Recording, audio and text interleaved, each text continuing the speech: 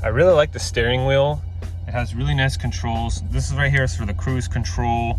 You have over here volume rocker, so when you're driving, you never have to take your hands off of the steering wheel. I mean, the knob is right here. It's close, but it's nice to be able to have that there. And then these are your little selectors. So when you're using your heads-up display, like if you press up, it actually moves around. Like over here, I pushed up. Now I have oil life. Let me show you more in detail how this works. So you have all these different little areas. So this shows your tire pressure. So my tire pressure is a little bit jacked up. I think the sensors for when I changed my tires at Les Schwab might have been not properly reset or uncalibrated, maybe even possibly damaged. So I'm not too happy about that, but it is something I can work with. Maybe I can get it fixed. The gauges you see on the side here, they're customizable. Let me show you how that works. But first, I want to show you more of these other awesome features. So we got fuel range, V8, we got trip monitor systems. So if you want to see how long you've been on a trip, what your average fuel economy, 20 mpgs, and that's me driving kind of crazy. Let's see here. All right, so I've been driving extra crazy, so the fuel economy has been, I think, definitely a little bit worse. However, when I'm driving a little bit more calm, I can get the average up to like, say, 25, 27. And if I'm going on a trip, like if I'm driving for an hour on the highway or freeway, for an hour, I can probably get like 30 mpg, sometimes 35. That's why the best says like 41.2. That's kind of cool. So if you select it, you can actually, let's see, there's so much you can do on here. I absolutely love this built-in computer system. It's the best I've seen in a vehicle so far. Let me show you what other areas are. So I'm usually in info, but I do really like performance. If you select that, it'll show like different performance modes.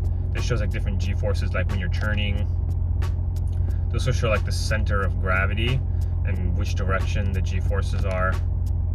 We have accelerate to start, 0 to 60. So if you want to improve your 0 to 60 time, you can track it. And more trackers there.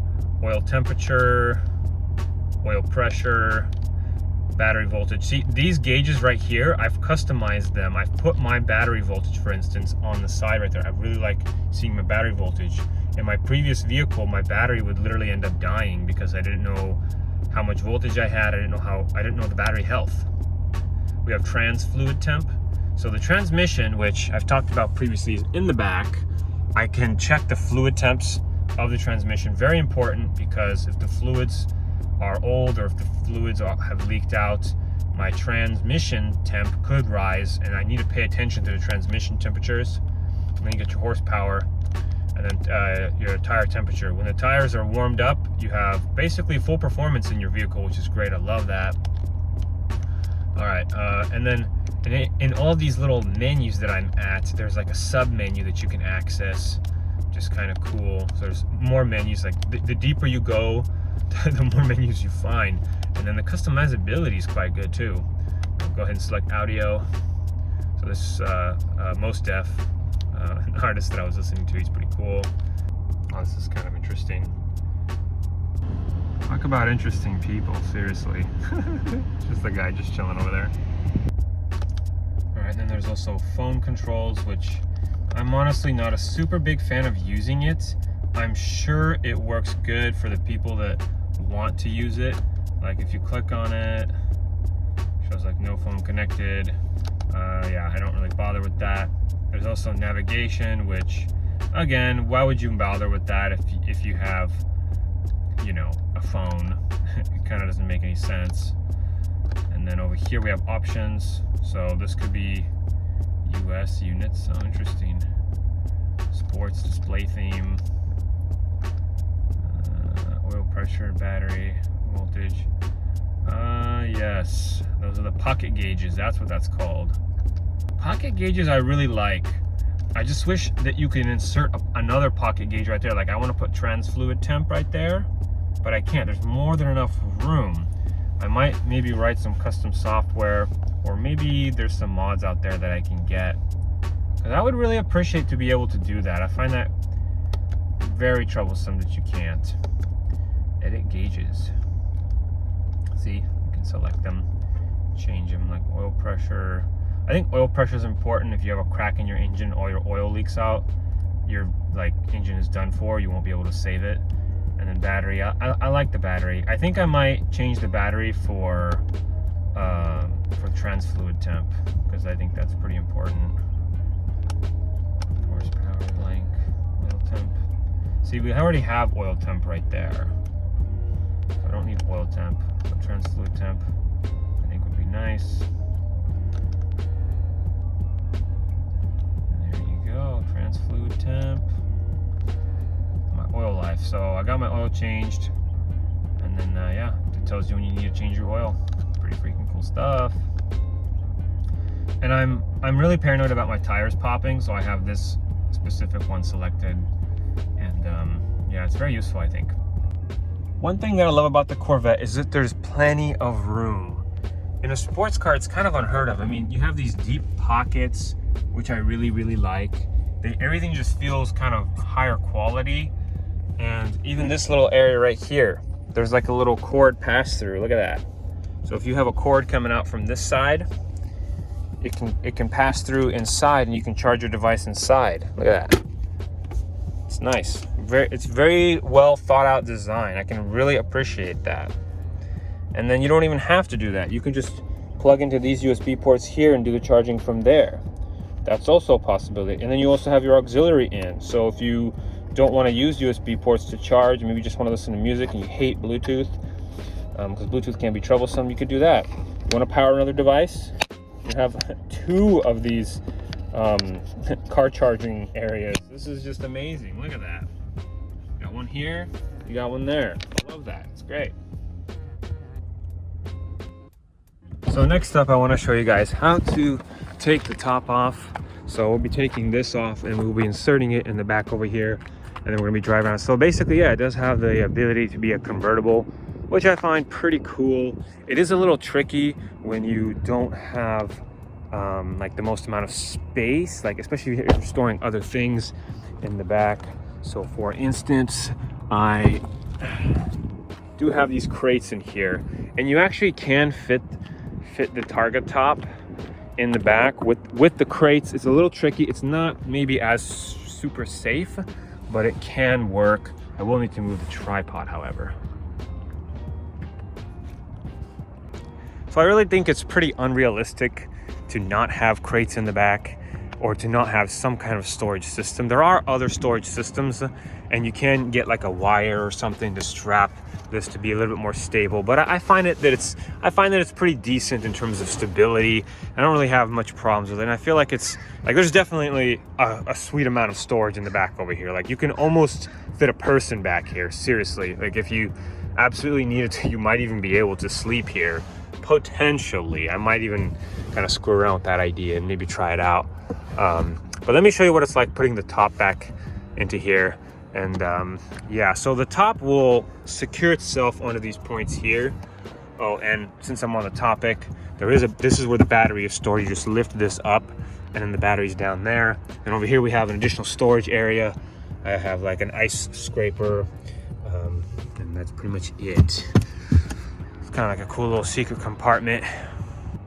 All right, so let me show you how to store this Targa top. It is kind of tricky. If you have a second person, it can sometimes maybe be a little bit easier, but personally, I do not have too much trouble with it.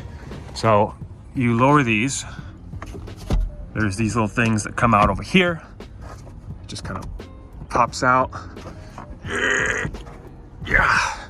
And then you push this button, and then you literally just lift this up and then store it in the back. Now, I might not be able to show what that's like. Actually, I can probably show it with the tripod. Yeah, I'll do that. Oh yeah, they do have the DMV here, so that's probably why there's lots of cars here.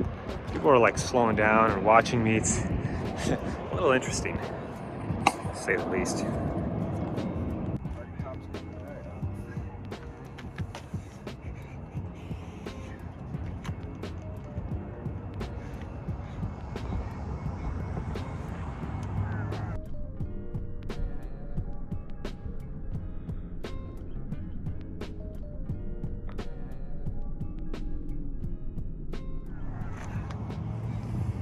It's probably about maybe 25 pounds maybe.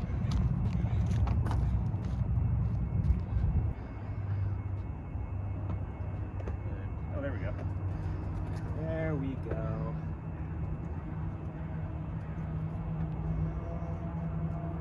All right, there you have it. So I've inserted it. There are these little notches right over here. You kind of sort of can't see them, but they're there. And then I place it down, and then I just push it down like this, and it kind of snaps in place. And then I got my crates right there. And so there's basically a perfect amount of room. Now, one thing I forgot to do is roll down the windows. You definitely want to do that. Definitely want to remember to do that, because it could actually damage the window. Lucky for me, I don't think I damaged anything. All right, and never slam it. Just let it go, and then it closes itself. There we go. All right, let's go for a ride.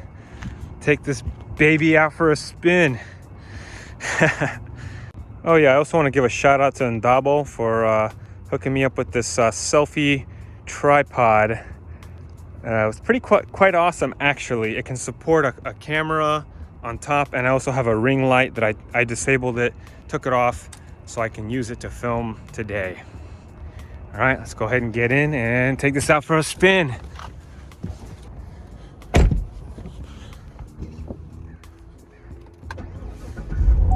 So one last warning about this Targa top. It could cut your head off if you don't properly secure it. So make sure that you secure it. I don't recommend doing what I'm doing here. It is potentially dangerous at high speeds. I'm most likely not going to be going that fast, so we're not going to have to worry about that. And these go up. Looks a little interesting, I would say. All right, gotta be careful so nobody kind of comes up and steals the vehicle, but that's kind of what it looks like, right? So it looks nice, gonna drive nice, it's gonna be very fun. Let's take it out for a spin. Do it. So the first thing you're gonna notice is how you can actually hear the engine a little bit more, which I think is quite nice. I do like that quite a bit. All right, let's roll.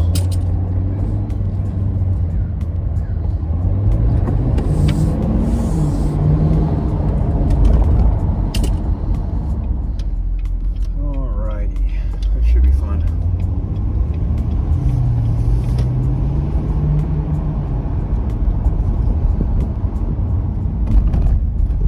All right, so there's probably going to be somebody that's going to try to race me.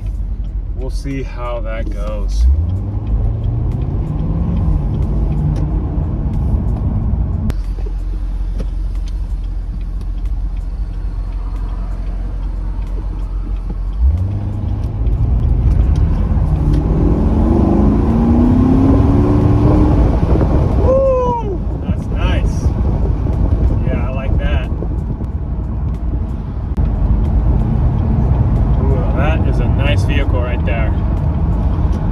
Actually thinking about buying that one. That's the LS 460, or no, is that the 480? Yeah, very nice vehicle, very beautiful. It sounds very quiet on the road. They hide the engine away. I'll show you some clips about an LS Lexus that I was checking out that I absolutely loved. It was such a phenomenal vehicle. Very different from the Corvette. Very modest, very quiet.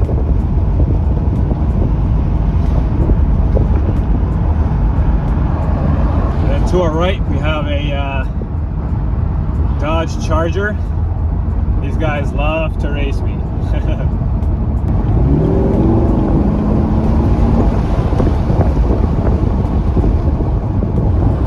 Gonna give it some power. Quite nice.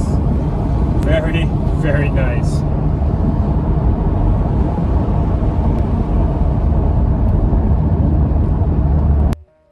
I want to thank you guys for watching, and I wanted to invite you to watch episode 4. In this episode, we're going to talk about what configurations and trims you should get for your vehicles, specifically the Corvette, And I want you guys to know that I am here for you if you have any questions whatsoever. We go a little bit deeper and we talk about how the Corvette aesthetics are great. We give specific emphasis to driving a sports car. The Corvette is great, but overall, it's the sports car aspect that you're paying for. We talk about engine and exhaust sound, talk about the miles per gallon engine and efficiency. We'll also cover Corvette history, and we'll talk about each and every Corvette that was released and touch quickly on which ones are the best value for you and which ones should you get. We also discuss the Corvette interior in greater detail. The market for Corvettes has changed quite a bit in the last year. I also dive deep talking about what my car buying experience was like. We examine what it's like to use Turo, the car renting application,